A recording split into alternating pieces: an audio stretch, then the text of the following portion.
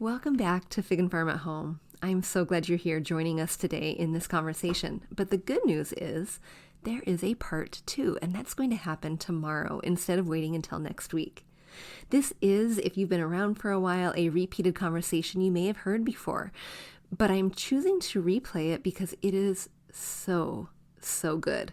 There are times when I had to stop myself from saying, yes, Jessica, you are absolutely right.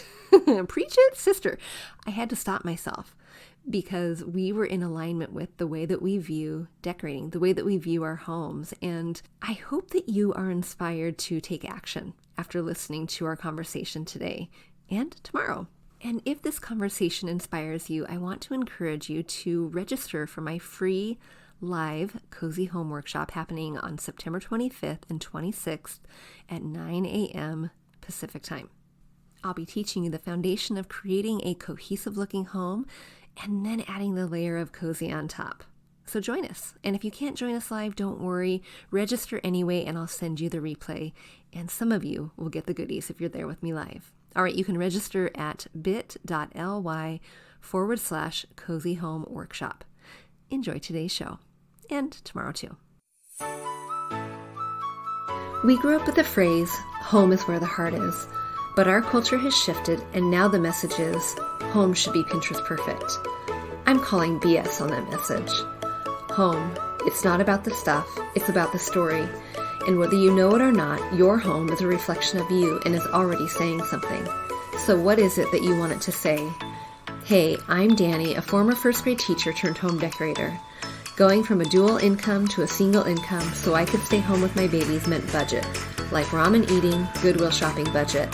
And I learned a few things along the way, like how to bring big style to your home without breaking the bank. And I'm sharing it all with you. Tips, tricks, decor, and design advice so you can learn to tell your story with your style, where you can start living free from the Pinterest perfect trap and start living a life of intention. Welcome to Fig and Farm at Home, where we design happy living and where it doesn't have to be perfect to be beautiful.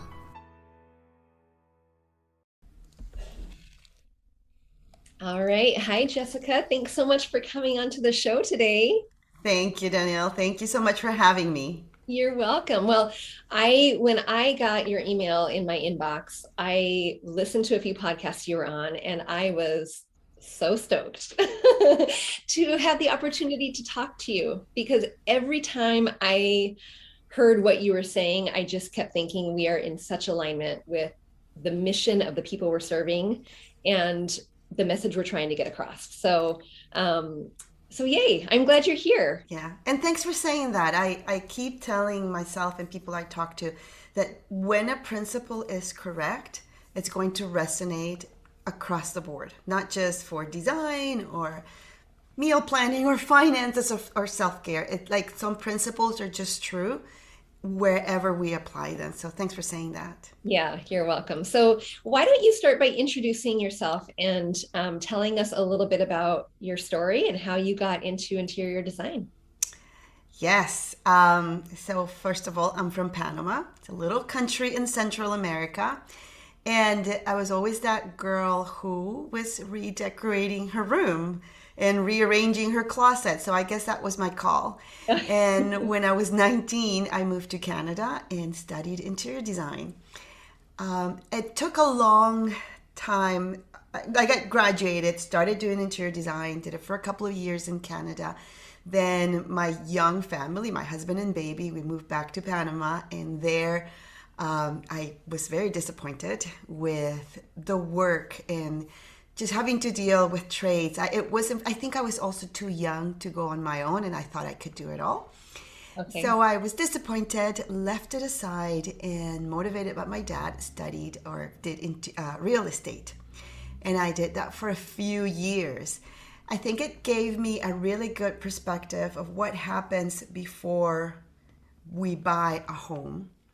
And once back in Canada, then motivated by my husband, I started doing interior design again. And I say motivated by him because after years of being out of the field, out of not doing interior design, I had imposter syndrome. And I thought, no, I've been away for too long. I don't have a message. I'm irrelevant. And I can say now that with confidence, but years ago, I would have never even admitted it. Right. But I think the combination of the real estate and interior design has given me a really good perspective of what happens before we open, before we take possession of our home. Uh-huh. And then once that door is closed, what happens after. Right. That merge of experience created in me, let's call it a mission to talk to first-time homeowners. And although I do serve anybody, even if it's a commercial project, but I feel drawn to first-time homeowners. I think we've all been there, most of us, and I understand what it feels like to owning a home and having those dreams, same dreams of someone who have bought a bigger home, upgrading, downgrading, all of those. But the first-time homeowners are neglected, and they have the same dreams. They don't have the budget. Most don't. And they put those dreams aside for sometimes a long, long time. And they live in a home that literally, because I'm using the words of clients, a house that does not inspire them. A home that looks just like blah, like neutral, nothing on the walls. There's a lot of misconceptions and myths about all, decorating our homes that gets in their mind and becomes their mindset. Oh, I can't do this, I can't do that. So I've made it my mission to encourage people, to motivate them. Yes, you can. Yes. You have to be intentional. Right. And you have to stop dreaming and start acting, but we can. So that is in a nutshell what I'm all about nowadays. Oh, I love it. And I'm going to circle back to a couple of things that you said. And one was that the idea of imposter syndrome. We're going to start there for a second, because Sure. I'm not a trained designer like you are. I learned on my own. And as people started seeing what I could do, that's how I got my start. But imagine that, like taking up real estate here in this idea of like, no, I think I know what I'm talking about. Let me help you. Oh, yes. Yeah. It is real. It is. It is in very whatever much field. real. Yeah. In whatever field it is. Yeah. And if I can add one more thing to that, I like applying the principle in our homes as well. Sometimes we feel that we cannot choose furniture. We cannot choose wallpaper. It's amazing the amount of time clients tell me, I'm not good at decorating. Yes. I'm not good at this. So I call that a sort of imposter syndrome. Right. When we believe that we cannot do something. And a lot of these women, most of them are women, will say, I'm really good choosing my wardrobe and my clothes, but I'm not good at choosing colors for my home. And I know they just need a few, targets and points of departure, like I call them. So that imposter syndrome translates to the home as well. Yes, for sure. And I do think also, especially now that we're in this day and age where we have so many visual fields to inspire us, which is wonderful, like Pinterest and Instagram, and even the shows like on HGTV. Yes. And, you talk about finding that client niche that is the first time home buyer. And mine is very similar. It's not a home buyer. It can even be a renter, but it's the idea of, this is what I'm looking at, all these visual images, and I can't get there. So how do we get there? And a lot of times it is these blockades like money or time, or my husband and I don't know how to mesh our style. I don't know how to do it. It's those that keep them stuck. Oh, yes. And that's the right word to use, stuck. Yes. Yes. And so, girl, we are on a mission to help them get unstuck. I love it. I love it. But before we talk about that, what would you say to this idea of like why home even matters, why we should even invest in our home, not just monetarily, but with time? It takes a lot of time to invest in our home. What would you say to maybe someone who's a little skeptical in the first place? Oh boy. I read this quote from Winston Churchill. It says, we shape our dwellings, and afterwards our dwellings shape us. And I think people are skeptical because decoration, interior design sounds very superfluous. We're talking about colors. And although interior design is not just about the finishes, but let's just go to decorating. Sure. Talking about choosing floors and colors and drapes and pillows, it does sound very artificial, especially when you compare it to discussions like mindset and finances and emotional health. Yes, anybody was going to say, what matters most? And, if you just look at it from the outside, anybody would say, of course, emotional health and finances and all this matter more than choosing colors and pillows. Absolutely. The thing is that that emotional health is also tied to our physical spaces. Right. And even our productivity, if we talk about finances, our productivity is tied to how organized our spaces can be. Are we productive enough to even start working? Yeah. Our health, our physical health, not just emotional, but if someone is, has some kind of disabilities, it's the physical space that is going to help them thrive or be frustrated. Right. I would say to a skeptic, are you more comfortable working on a particular chair than not? Do you feel more inclined to start working when your desk is free of clutter, or maybe not? So those answers will probably be yes, I am. I am more productive when my place is clean or my desk is free or when I have a comfortable chair or when my whole room inspires me. Yeah. And that all goes back to then Mm-hmm. the colors and the materials and what we hang in our walls. Right. When I talk about these things, I want to make clear that none of it is tied to a price tag or to style. Mm-hmm. It goes deeply to what inspires us and what brings us joy. And that could be as simple as family photos Uh-huh. to a very complex, original, large oil painting. Right. There's not a one single answer for everyone. So that's why I think this all is rooted in self-awareness, Yeah. a deep sense and search for, okay, what is wrong with my home, with my space, and what would make it support me better. Right. So that's Right. what I would say to a skeptic. Yeah. I do believe that our emotions, our emotional health they're strictly connected with our environment. Right. Right. Yeah. And, one thing I say to my listeners, a couple things is, we've been front row and center these last 2 years for what this world looks like outside of our doors. And it can be a scary place. It can be a frustrating place. It can be a place that beats us down rather than builds us up. Mm-hmm. And so when you come home, gosh, I would hope that you would want it to be a place that just recharges you and refuels you and makes you inspired to do better for the world outside of those doors. And especially when you have those kiddos who are living in that home environment with you, they're watching everything, right? Mm-hmm. But I also Beautifully said.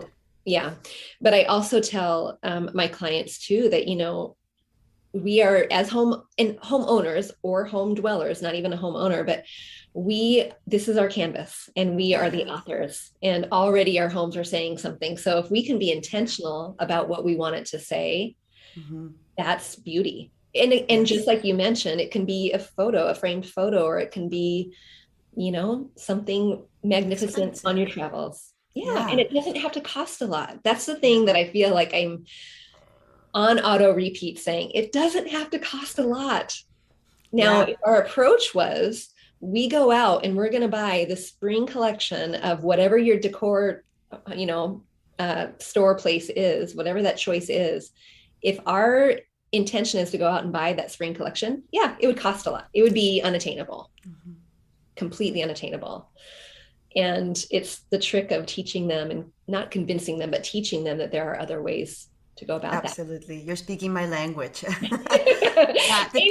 The thing with our homes, like everything you said, I want people to open that door and feel that their home is hugging them and is saying, welcome home. Yes. And a lot of people, they dread coming home. They're like, oh, now I have to do this. I open the door and there's shoes and bags everywhere, Right. and nothing inspires them, and it just feels like a chore. And I know for a fact that when we make one small change, maybe call it that entrance wall, you then realize, I really love this. And it just changes something inside us that makes Yeah. us feel like, I'm going to do one more wall. And when you least know it, you've done the whole room. And then Right. you start feeling, okay, yeah, I believe in this. This home can really welcome me. And if it speaks to your soul, if it inspires you, yes, it can be messy, because let's face it, our homes, even if they're designed and decorated by the most coveted designer, they're going to get disorganized and messy, and they need to be clean. Yeah. Expensive furniture does not Clean itself. prevent this, right?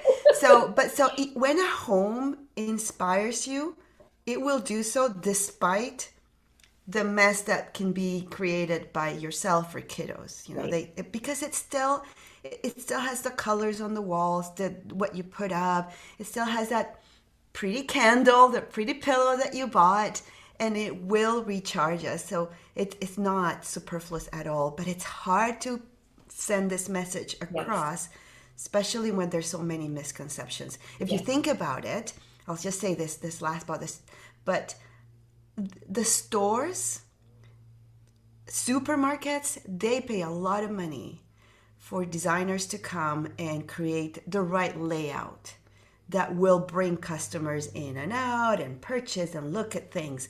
Restaurants, nightclubs, hotels, they spend money in the lighting and the decoration because they want people to stay.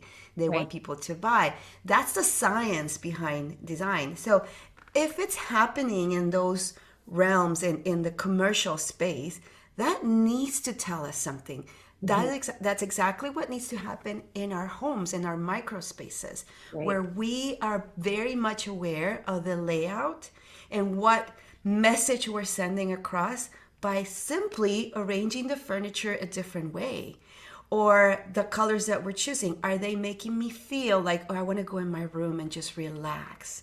The organization strategies that we put into place, all these things need to happen for us to have a home that hugs us and is our friend and supports us. Right. Right. Exactly. And that can be as simple as removing a lot of the excess, right? Yes. I mean, I Yes. know one of the reasons going back to why I might have become an interior decorator, like it started with childhood, and my environment was cluttered and chaotic, Yeah. and I retreated a lot into my room. And as a mom who has three boys who are in all the things Yeah. and animals and all this stuff, I began really understanding that there is a visceral reaction to my physical space. When I'm standing in my dining room and I can see the library and the kitchen and the living room, and I can see all those places and there's stuff everywhere, it makes me feel something. Yeah. Yeah. And being aware of that feeling, whatever that is a really powerful thing. It's It really is. powerful. I like the word you use, being aware. Mm-hmm. And it takes a lot of mindful or mindset work Yeah. to understand what you just said. Okay, Yeah. this is making me feel something or not. Yeah. Yeah. It's a negative or it's a positive. It's a frustration or it's a relief. So what is it making me feel? And then going to a space of, okay, what? What is making me feel that? And how can I correct it or increase it if it's a positive one? Right. Right. And I just tell people over and over, keep asking yourself why, kind of like that incessant toddler. Yes. Why?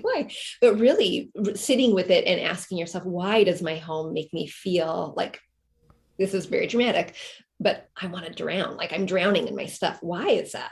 Yeah. Well, maybe because I grew up with too much stuff in my space. Well, why?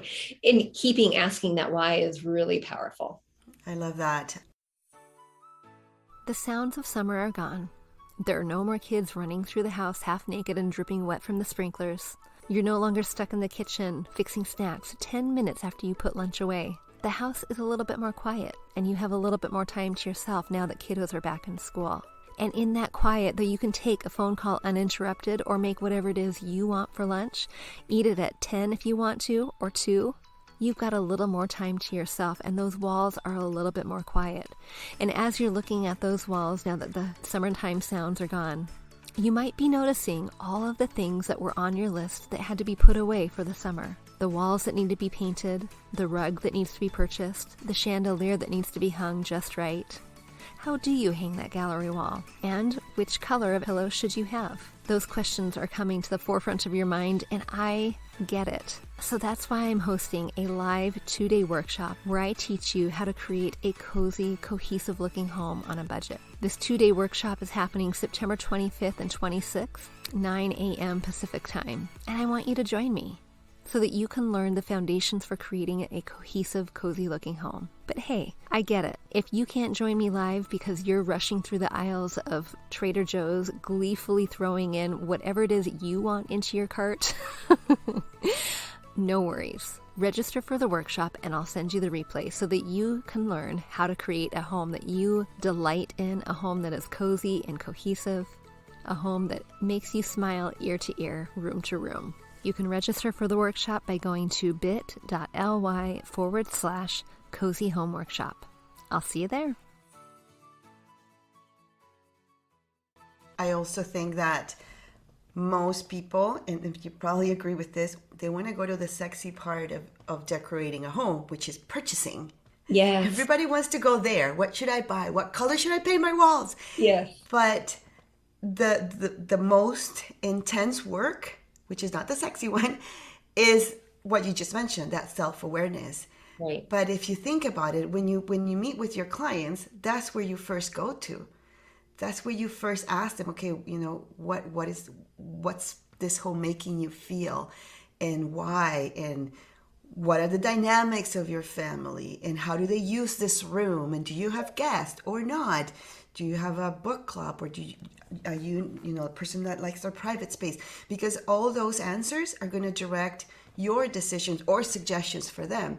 So I always tell my clients, if this is the type of work that we do as decorators and designers with paid clients, that's exactly what we as homeowners should be doing for ourselves and with ourselves. Right. But it's nobody. Everybody wants to skip that step. Yeah. Because it takes time. It's a lot of self-awareness for sure. It does. Okay, so you mentioned a lot of things about mindset that I think are critical. And one of the things that when I would mention to people, oh, this is what I do, I would oftentimes get a similar response. One is, oh, that's really fun, coupled with, this is not for me for a reason. And usually those are limiting beliefs that hold them back. And I am just curious. I have about 10 that are on auto repeat for these people I talk with. And I'm just curious what you run into. What are some of the things, we know finances for sure, but what are some of the things that hold people back, do you think, from really investing in their home financially? Absolutely. Yeah. I think you mentioned finances. I call it the belief that beautiful homes are expensive. Yeah. So therefore I can't afford it. And that is very much a myth and a limiting belief. Another one is I have children. So I can't have the type of home I want because I'll wait until my kids are out of the home. that one I hear, and that one is the most sad to me. We're going to come back to that one in a second. Let's do that. What else do you hear? Another one is this is not my forever home. Mm-hmm. So it really doesn't matter. I'm going to sell this home in 5 years or 2. So it really doesn't matter. Yeah. It goes very much along with this is not my home, not my forever home, but not my home. I'm renting. Yeah. And I tell them, well, that could be very true. So you just have to be smart about what you bring in. But even if you're staying there a year, that's 365 days you wake up in that room. Right. That's, 50 plus weekends, Sundays, right. Fridays that you're, inviting friends over. So the next belief that I found is when people tell me I'm not good at decorating. Yes. Therefore, I just won't do anything. And, and people, I find that people will believe they're not good at decorating, but they'll still try, Yeah. but without certain guidance. Like I mentioned at the beginning, I call it departure points and design targets. So for those who don't know where to start, I find this really good. It's kind of a roadmap that tells me where to start and where to go. But for those who think I'm not good at decorating, then I would say just be intentional Yeah. and plan accordingly. Another one that I hear a lot is, not a lot, but I have heard it, is it's just me there. This is just my crash pad. Oh, So it really doesn't matter. It's just yeah. I don't bring anyone home. I don't invite people over. So it won't matter. And Right. and that's a sad way of looking at things. But I feel those are the most common ones. It's those beliefs that prevent us from taking action. And I know that they're not facts or actual circumstances. It's just things that we've come to believe for ourselves, and that can be changed. Yeah, absolutely. One of the ones that popped up, I've heard all of the ones that you've mentioned, but one of the ones that pops up is my husband and I don't have the same style. So it's just not even worth trying. Oh, Have you heard that? yes, and I've actually had clients that I work with. The wife would come with a budget in mind, and we Yeah, work all the design strategies, how I call them, and then she will show it to the husband, and the husband had something completely different. And I see husbands that are very much involved in the process, and other ones that are not, like, you choose whatever you want, and anything in between. But right. yes, that is something that needs to be addressed with a lot of communication and compromises. But I think it starts with good communication from the beginning. If they're both able to express their vision, what's bothering them in their space, Right. what they want to see change, and they're both able to communicate that, things start so much better, because then we're able to guide them and make those decisions. Even with the finances, if one of them has an idea of spending X amount of dollars on the big TV and the wife wants it on the couch, there are ways of compromising, but it starts with a good communication from the very beginning, and not assuming that that I understood what my husband wanted, or vice versa. Oh, Right. I know exactly what he wants. It's amazing how we are shaped by our upbringing, and a lot of the things that we tend to believe as normal, as this is the norm, this is just what should be, comes from how we grew up. Yeah. And sometimes it's from either a negative experience that you've managed to change, or a positive experience that you want to replicate. But our bringing will determine a lot of things that we take for granted. And here comes somebody else who brings a completely different one. Somehow you need to merge the two and create your own. And that goes back to mindset too, because, our upbringing, I mean, that's 18 years ish or so that we're living in that, whatever we believe, whatever it is, right? Not just Yes. decorating, but religion, politics, whatever. And Yes. that's kind of ingrained, right? So Very much it so. comes back to that awareness piece. Very much And so. I'll tell you a quick short story to illustrate that for your listeners. So I grew up in Panama. My dad, we had an alarm system in the home, and my dad would go every night checking all the doors, all the windows. The alarm would not turn on if window was not closed properly, if the alarm sensors were not touching. yeah, So this was his routine every year growing up. I get married. My husband grew up here in Calgary, in Canada. Doors were open all the time. It was like, why are you even locking the doors? So here we get married, and I have this expectation that this is what my dad did. right. This is the norm. My husband should be checking the windows all the time and the doors before we go to sleep. Meanwhile, he never grew up with that. Yeah, So for me to assume and even label him like, oh, you don't even care about our security, our right, safety, it right. would be completely wrong for me, because I am taking for granted something that I grew up with and not Right. him. So definitely, we could talk about these for a long time, but now transfer that into, decoration, right? Right. Maybe the husband grew up in a home where his mother took care of all the colors and everything around the home. And she grew up in a home where dad was very much, a DIYer. He did everything. So for her to assume, oh, my husband doesn't care because he doesn't even get involved. And for him to say, wow, she doesn't even care about our home. They're each waiting for each other to do Right. something based on their upbringing. So definitely this merging of ideas and upbringing has a lot to do in our homes as well, not Yes. just in the way we manage the home. Absolutely. Absolutely. 100%. Okay, let's go back to this idea that, gosh, I have kids, Mm-hmm. so I probably should just not even think about decorating because we all know kids are messy or kids don't take care of stuff or whatever that fill in the blank. What would you, what would you say to that person who says, I'm just not going to, I don't know, I don't want to do it yet, or it doesn't matter yet because of the kids? What would you say, and any helpful tips to guide them past that? I think I would go to three things. I first would go to the space of the self awareness, then the habits that we're creating in the kids, and then the solutions. So, in order, the self awareness would be more like, you know, are the spaces even not just the family common? Somebody closed the door, so I'm going to say that again. Um, so, are the spaces that you share as a family supporting that home life that you have envisioned? Are the spaces that your kids use, are they supporting their their micro world? Are they providing that environment that it's inspiring for them? So I would go to that first. Just think about the commonality as a family, and then as the kid or kids as the individual. And then I would go, okay, once you've understood, is this helping us or not?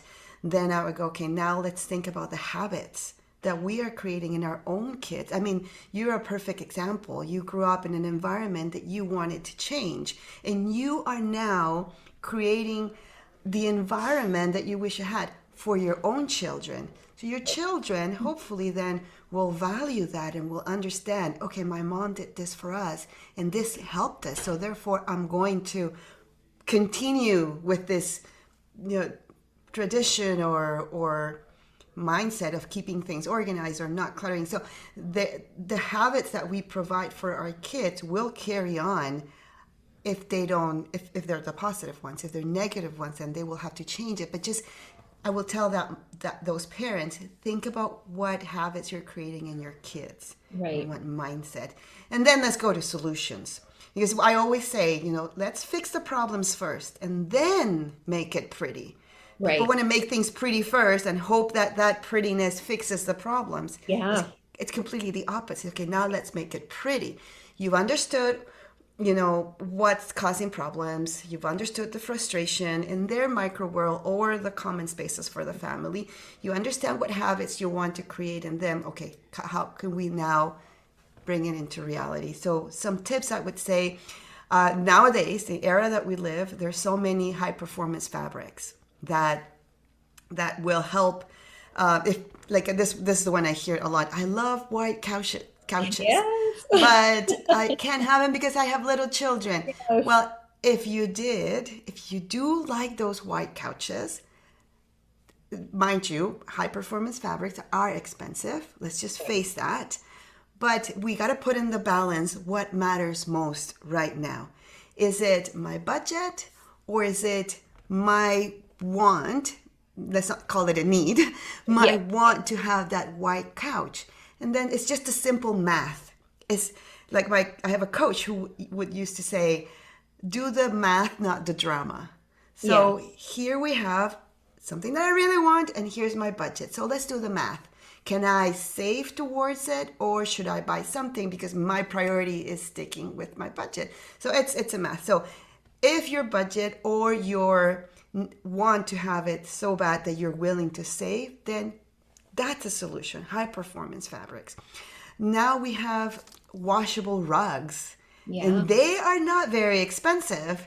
And I think they're awesome. I have clients that have purchased them because they have dogs or little children and they are in love. Actually, I told my husband that's my next purchase for our entrance. I need a washable rug.